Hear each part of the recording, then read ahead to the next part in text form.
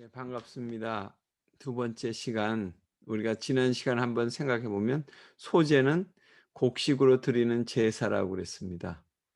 그리고 그 소제 의미가 선물이나 또 조공으로 바치는 그런 그 곡물이라고 그랬습니다.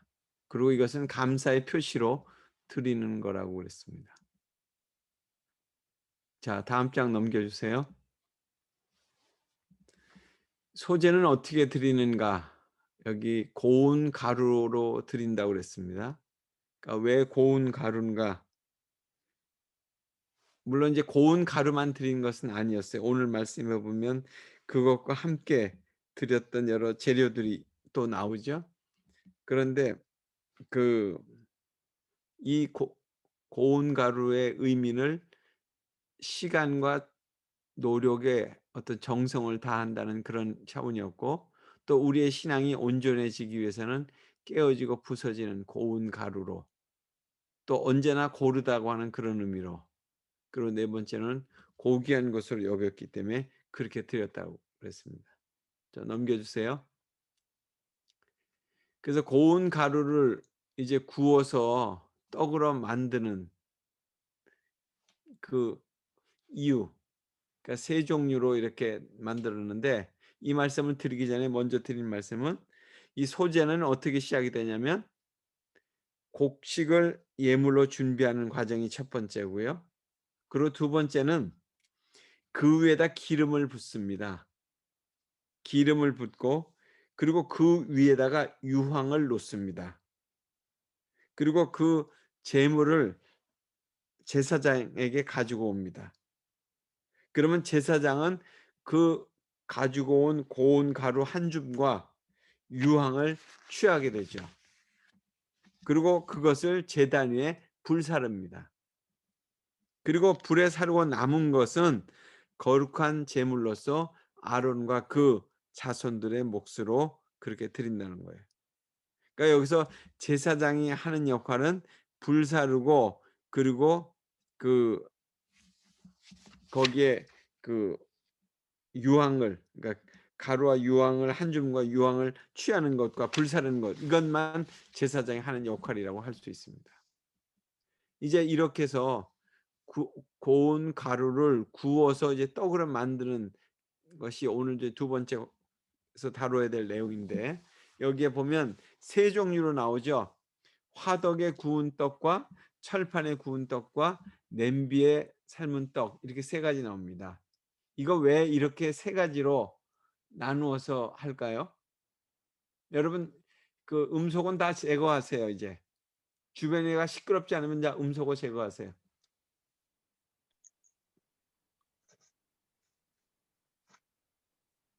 왜 이렇게 그 세 가지로 할까요? 한번 누가 말씀해 보실래요?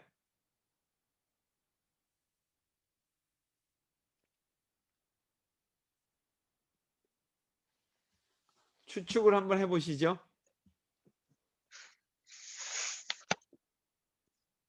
그 번제를 드릴 때도 소나 양이나 염소나 비둘기 이런 것들을 이렇게 나눠 드렸는데, 그 왜 그렇게 나눠 드렸죠? 그 재생 형편에 따라서 형편에 따라서. 예, 그렇죠. 생활 형편에 따라서 이렇게 나누게 한 거예요. 여기 화덕이라고 하면 우리로 얘기하면 요즘에 화덕 피자를 먹고 있잖아요. 화덕 피자. 화덕 피자가 다른 피자보다, 냉동 피자보다 훨씬 비싼 거 아시죠? 그리고 그런 것처럼 한 진흙으로 한 1m 높이로 이렇게 만들어 가지고, 그리고 그 위에다가 돌판을 얹고, 그리고 거기서 떡을 구웠다는 거예요. 이것이 바로 화덕에 구운 떡을 드렸다는 것이고, 그러니까 이것은 경제적으로 좀 넉넉한 사람들이 만들었습니다. 이 화덕에서. 그리고 두 번째는 철판에 부친 떡입니다. 철판 아시죠? 여기 그림으로 보여주고 있는데, 철판에다가 아주 떡을 얇게 이렇게 굽습니다. 물론 완전히 이렇게 그 두들겨서 만든 철판도 있겠지만, 하여간 그런 철판을 가지고 그렇게 만들었다는 거예요. 그러니까 중간 정도의 생활 형편에 놓여진 사람들이 이렇게 했다는 거예요. 그리고 지금도 요것을 가지고 이렇게 중동에 가면 베두인족이라고 머리에 터반 같은 거 쓰고 양치기 하는 사람들 있잖아요. 그 사람들은 이렇게 해서 지금도 떡을 만들어 먹는다는 거예요, 이 철판 위에다가. 그리고 이제 세 번째는 냄비에 삶은 떡을 얘기합니다. 그러니까 고운 가루와 기름을 섞어서 만든 떡을 이렇게 그 냄비에다가, 뭐 이건 냄비가 조금 프라이팬 같이 넓은데 냄비 같은 데 만들어 가지고 그 떡을 삶아서 만들었다는 거예요. 그러니까 가장 어려운 사람들이 떡을 만드는 모양입니다. 그러니까 어떻게 보면 가세에 따라서 양이나 뭐 비둘기, 그러니까 소, 양, 비둘기를 이렇게 나눠 바친 것처럼 형편을 아시는 하나님께서 누구나 참으로 제물을 드릴 수 있는 여러 가지 방법들을 제시해 놓으신 거예요. 그거는 이 장면을 통해서 교훈을 받는다면 형편이 어떠하든지 그냥 마음과 정성과 힘을 다해서 그냥 하나님께 올려드리면 하나님 기뻐하신다는 거죠. 그러니까 우리가 아담의 아들 가인과 아벨의 제사를 우리가 얘기할 때 웃기는 얘기로 어떤 얘기를 합니까? 하나님은 육류를 더 좋아하시는 건가? 그러니까 아벨이 바친 그런 양의 첫 새끼를 더 좋아하시는 건가? 아니면 가인이 바쳤던 곡식의 첫 나달들을 기뻐하지 않으셨나? 이렇게 얘기하지만 사실 하나님의 편에서 본다면 어느 누구도 하나님 앞에 참으로 자신의 마음과 정성을 드릴 수 있도록 그렇게 똑같이 해 놓으셨다는 거예요. 그리고 이제 여기 보면 뭐 조금 더 부연 설명을 하면 이 화덕이라고 하는 것은 진흙으로 만들었고 또 오래도록 이제 뜨겁게 이렇게 할 수 있는 그런 거였고, 뭐 철판은 철판이라고 하는 그런 의미로 쇠로 만들었다는 얘기고, 그래서 그냥 우리가 이렇게 따져 보면 제일 오랜 시간이 필요한 게 화덕이었을 것이고 제일 빠르게 이렇게 구워진 것이 아마 냄비 아니었겠어요?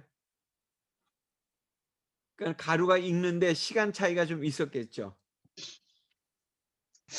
그러니까 이것을 보면 뭐 우리의 어떤 신앙이 참으로 뭔가 어떤 결과물들을 가져오는 데 있어서는 이런 여러 가지 정성과 노력이 필요하다, 이제 그런 의미를 우리에게 일러주고 있는 그런 말씀입니다. 자, 그다음 넘겨주세요.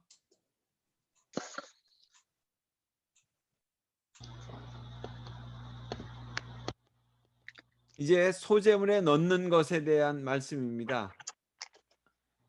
소재물에 대해서 넣는 것을 지금 말씀해 주고 있는데,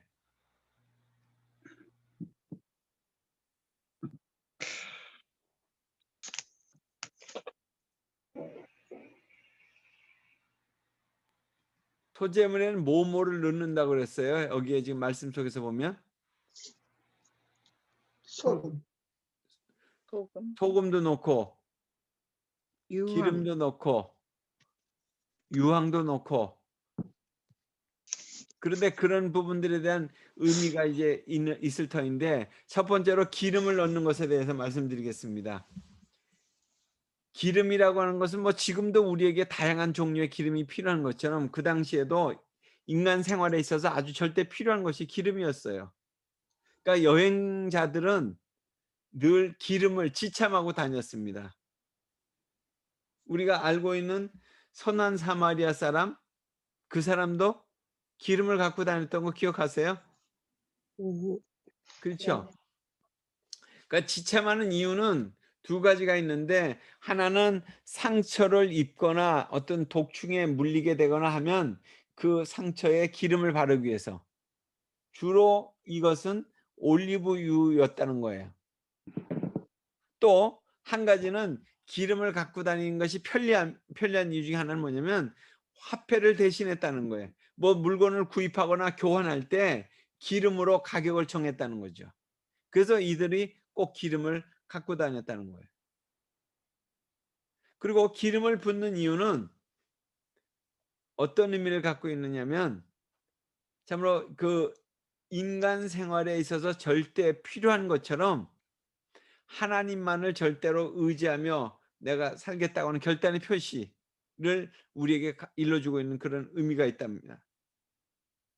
그러나 사실 뭐 하나님은 기름보다 더 소중한 분이시고 존귀한 분이시니까 결국 우리에게 있어서 더 절대적으로 기름이 그 기름보다 하나님 의지하겠다는 그런 표시인데 우리가 그 창세기에 보면 야곱이 베델 광야에서 하나님을 만난 후에 자기가 베고 잤던 그 기름 뭐 돌을 세우고 그리고 거기다 어떻게 했습니까? 기름을 부었습니다. 그러니까 그렇게 기름이라고 하는 것은 절대적인 의미를 갖고 있어요. 그냥 그런 면에서 우리가 이 기름 붓는다는 것을 좀 더 이제 나중에 좀 더 살펴보겠습니다. 그리고 또 한 가지 기름은 아까도 말씀드린 것처럼 치유의 재료였다는 거예요. 치유의 재료. 강도 만난 사람에게 그를 도와주고 기름을 발라줬다고 그랬잖아요. 그러니까 이것은 또 다른 의미로 본다면 하나님을 섬기는 사람이 다른 사람들의 어떤 연약한 부분들을 참으로 쓰다듬어 주고 위로해 주고 하는 역할, 바로 그런 역할을 한 것처럼 기름의 역할을 해야 된다는 거죠. 그리고 또한 기름은 무엇을 상징했냐면 성령을 상징했습니다. 기름 부으심, 여러분 아시겠죠? 기름 부으심. 그러니까 성령과 어떤 능력을 이렇게 의미할 때 기름 붓듯 한다고 그러잖아요. 그러니까 성령으로 충만한 제사가 되기 원하는 마음으로 그 마음의 상징으로 그 기름을 붓듯이 성령이 우리에게 내려지기를 바라고 있는 거죠. 그러니까 결국 우리의 마음이 다시금 새롭게 되기 위해서는 참으로 성령의 기름 부음 받음이 우리 안으로 채워져야 된다는 겁니다. 그래서 부서진 가루와 같은 우리의 마음속에 지금 고운 가루잖아요. 부서진 가루와 같은 마음속에 그 기름이 이렇게 거기에 스며들어가는 것처럼 성령의 어떤 부어지심이 있어야 한다 하는 그런 말씀입니다. 그러니까 성령은 뭐 생수라고도 얘기하고 또 기름으로도 이렇게 상징됩니다. 또 성령은 또 뭐 기쁨을 의미하기도 하죠. 그래서 여기 이제 기름 붓는다고 하는 것은 기쁨의 어떤 제사를 드릴 때 그렇게 하는 거죠. 또한 이 기름이라고 하는 그것은 뭐 성별된 어떤 그리스도인의 인격을 이제 우리가 얘기할 때 성령의 어떤 기름 부음을 받았다 이렇게 표현하기도 합니다. 이제 기름에 대한 의미를 그렇게 보고요. 두 번째는 유황에 대한 의미입니다. 유황. 고운 가루에다 유황을 섞으라고 그랬습니다. 넣으라고 그랬습니다. 그러니까 이 유황은 뭐 시편에 보면 기도를 의미합니다. 시편 141편 2절에 보면 이런 말씀이 나와요. 141편 2절에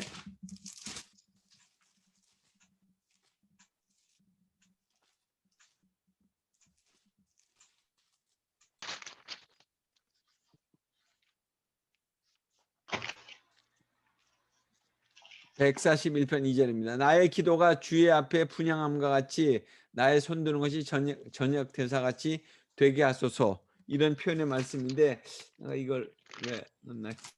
하여튼 성도의 생활에 있어서 기도라고 하는 것이 반드시 있어야 하는 그런, 그러니까 기도 없는 신앙인이 있을 수 있겠습니까? 기도하는 사람이 결국 신앙인이잖아요.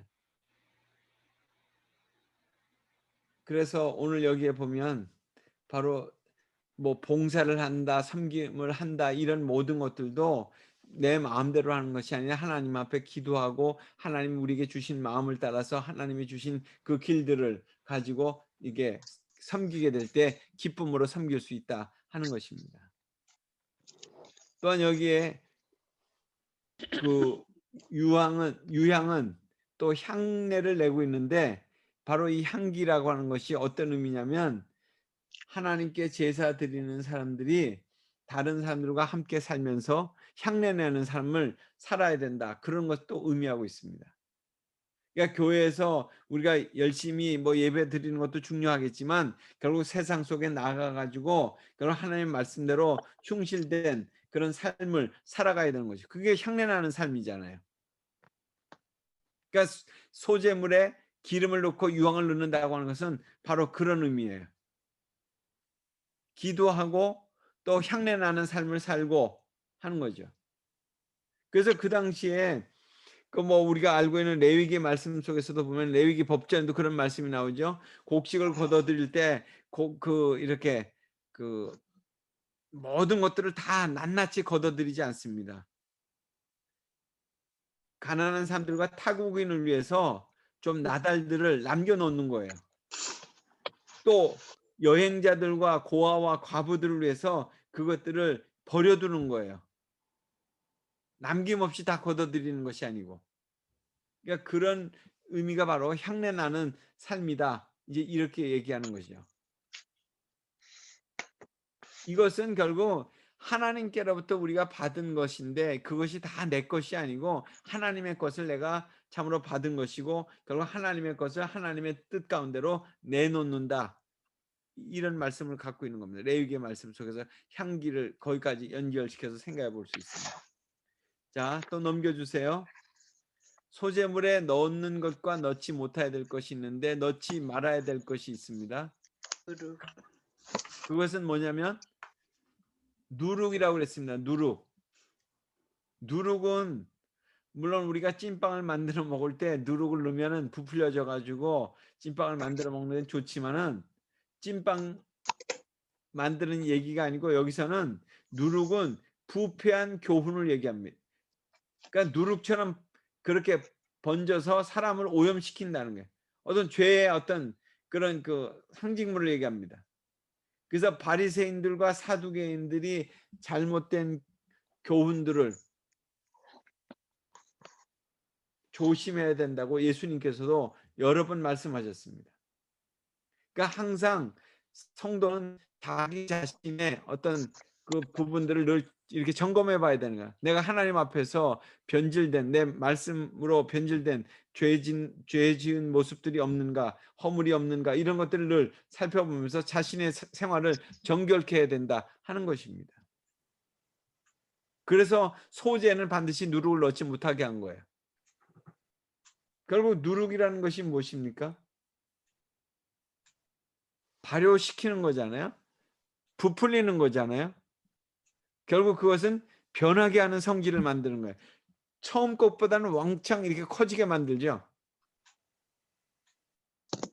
그러니까 이것은 한결같이 우리가 뭐 누룩이 없는 떡은 늘 똑같은데 한결같이 정말 우리가 봉사하고 또 섬기는 그런 삶을 사는 것을 의미합니다. 그러니까 순전함, 진실함 이것을 가지고 그렇게 그 섬겨라 이제 이런 말씀이기도 한 것이죠. 그래서 사두개인의 누룩과 바리새인의 누룩을 주의하라고 예수님께서 여러 번 말씀하셨습니다. 그들이 끼치고 있는 어떤 그런 그 외적인 외식하는 요소들, 순수함을 잃어버린 것들 이런 것들에 대해서 늘 경계하면서 살아가야 된다는 거예요. 우리도 우리 자신들을 늘 돌아봐야죠. 하나님 앞에서 내가 정말 어떻게 살아가고 있는가. 그러니까 우리에게 있어서 하나님의 말씀에 대한 본질 이것을 자꾸 찾아가려고 하고 그것에 집중하려고 하고 하는 것이지 그것의 어떤 드러난 요소들을 가지고 그러니까 형식만 자꾸 강조하게 되다 보면 우리가 진정한 믿음의 길을 갖지 못한다는 거예요. 만약 우리에게 이렇게 계속 형식만 요구하게 되면 우리의 정신과 영혼은 말라버릴 거예요. 우리 안에 어떤 내적인 동기와 또한 그 내면의 어떤 그런 하나님이 주신 은혜가 우리 안에 풍성해질 때 우리의 삶이 이렇게 영적으로 살찌게 되는 거잖아요. 자, 그리고 그 누룩에 대해서 두 번째로 부풀리는 것인데, 그러니까 있는 것보다도 더 부풀리게 된다고 했는데, 자기를 드러내기 위해서 부풀리지 말라, 이런 의미도 있습니다. 하나님 앞에서 자기와 자기의 행위를 이렇게 부풀려서는 안 된다는 거예요. 내가 이렇게 했는데 저렇게 했는데 내 자신을 이렇게 드러내지 않아야 된다는 거예요. 그러니까 예배자의 마음이 그래야 된다는 거예요.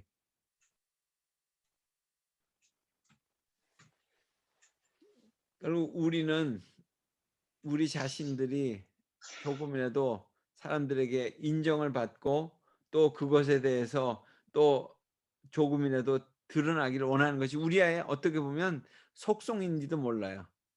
그것이 바로 이제 죄성으로 연결될 수도 있는 것인데, 결국 그런 부분들에 대해서 항상 우리 자신들을 하나님 앞에 나올 때는 그런 것들을 점검해 봐야 된다는 것입니다. 사실 누구나 완전한 사람은 없잖아요. 또 믿음의 어떤 뭐 강하다 이렇게 자부할 사람도 없습니다. 우리 자신들이 늘 하나님 앞에서 하나님의 은혜를 받아야 될 존재고, 하나님 은혜 없이면 내가 살 수 없는 존재라는 것을 늘 하나님 앞에서 겸손하게 고백해야 되는 것입니다.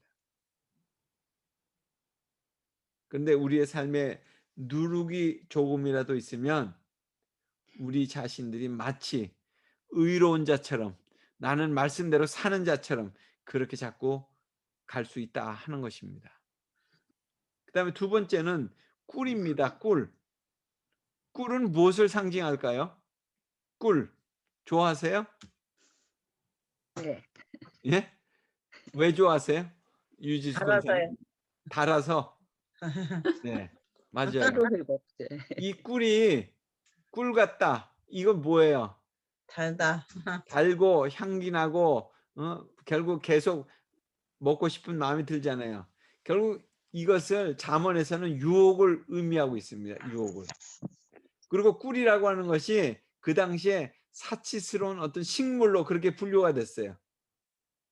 그러니까 이 꿀을 거기다 섞지 않는다는 것은 소박하고 순수한 곡물의 제물로만 하나님께 드린다, 이런 거예요. 그러니까 이처럼 제물은 순수해야 된다, 그런 의미죠. 우리 예배는 순수해야 된다, 이거예요. 그러니까 성도의 신앙은 순수해야 된다는 거예요. 그러니까 우리가 너무 거품으로 우리의 삶이 자꾸 그렇게 치장되어 가고 있잖아요. 나도 모르는 사이에 어느 순간에 막 그렇게 막 변질되어 가고 있잖아요. 그러니까 이런 부분들은 바로 이 꿀을 넣지 말라고 하는 그 말씀을 우리가 마음속에 늘 되새기며 살아야 돼요. 꿀. 물론 우리의 건강을 위해서 뭐 우리의 식품에 꿀을 먹는 것은 마땅한 일이지만, 꿀처럼 그렇게 우리 인생을 하나님 앞에서 유혹받지 말라 하는 것입니다. 또한 이 꿀은 달게 만드는 거였기 때문에 여기에 파리라든가 곤충들을 유인하게 됩니다. 그래서 만약 거기에 재물에다가 꿀을 넣게 되면 그런 것들이 결국 찾아올 거 아니에요. 그렇지 않겠어요? 결국 파리나 곤충 이런 것들이 찾아오지 않겠어요? 결국 그러다 보면 변질을 시키는 거겠죠. 그러니까 본래적인 모습에서 변형을 시킬 거 아니겠어요. 결국 이런 부분들이 우리에게 주는 교훈들이라고 생각합니다. 그래서 참 우리 자신들이 어떤 본래의 어떤 모습보다 과장되고 이렇게 사람들에게 드러나고 홍보되고 하는 이런 부분들, 그래서 이런 부분들과 관련지어서 예수님이 하신 말씀이 선행과 구제와 선행과 헌금에 대해서 그렇게 말씀하셨어요. 결국 선행을 하고 그것이 알려지게 되면 자기 받을 상을 이미 받았다고 이렇게 말씀하셨잖아요. 결국 그래서 그런 부분들은 왼손이 하는 것을 오른손이 모르게 할 정도로 그렇게 하라고 그랬습니다. 그러니까 자신의 어떤 기억 속에서 지워버리라는 거예요. 그러니까 우리가 교회에서 봉사하는 것도 마찬가지입니다. 좀 인정해 주면 안 되나요?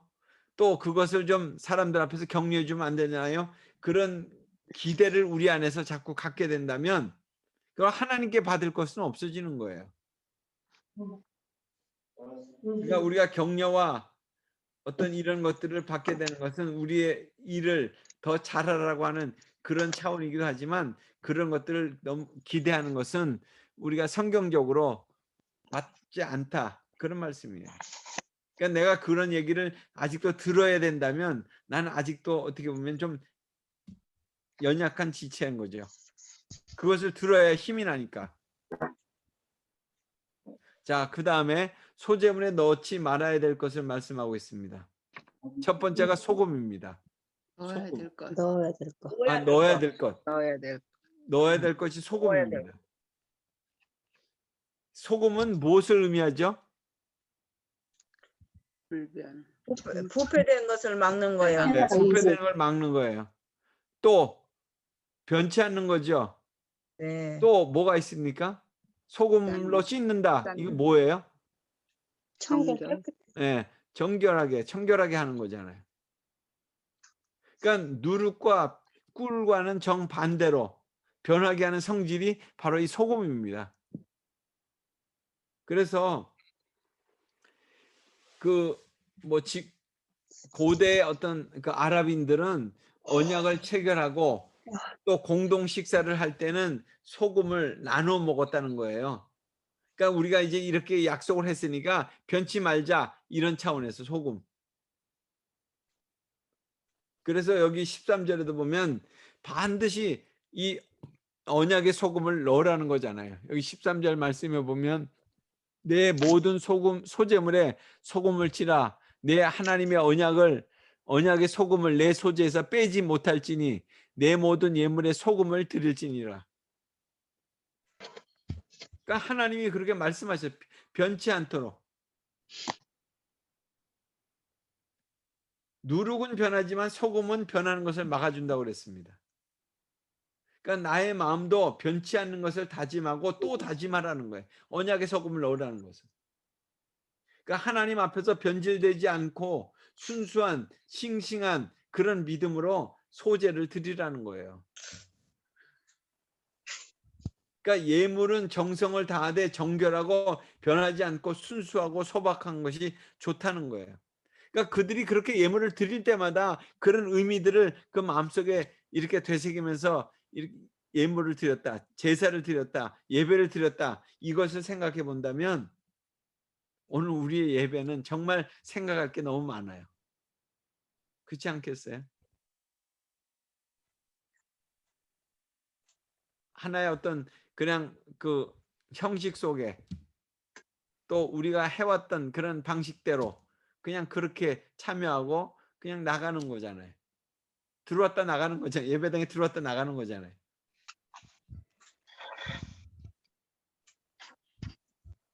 그래서 예배에 있어서의 생명은 바로 진실입니다. 진실. 정말 어떻게 하면 하나님의 뜻을 깨닫고 하나님의 말씀대로 우리가 예배할 수 있을까? 이것을 참으로 내가 찾으려고 하는 이것.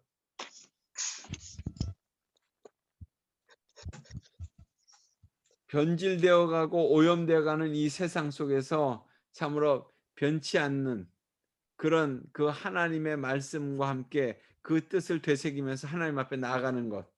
이것이 예배예요. 그러니까 하나님의 약속은 변하지 않는다고 그랬습니다. 그래서 우리가 그것을 믿는다면 우리도 우리의 믿음이 변치 않아야 되겠죠. 또 하나님의 사랑도 영원하고 변함이 없다고 그랬습니다. 그럼 우리가 그 사랑을 믿는 자로서 우리도 역시 하나님을 사랑하는 일에 있어서나 서로 사랑하는 일에 있어서 변함이 없어야 돼요. 근데 얼마나 우리의 삶이 많이 그렇게 변질되어 가고 있느냐는 거예요.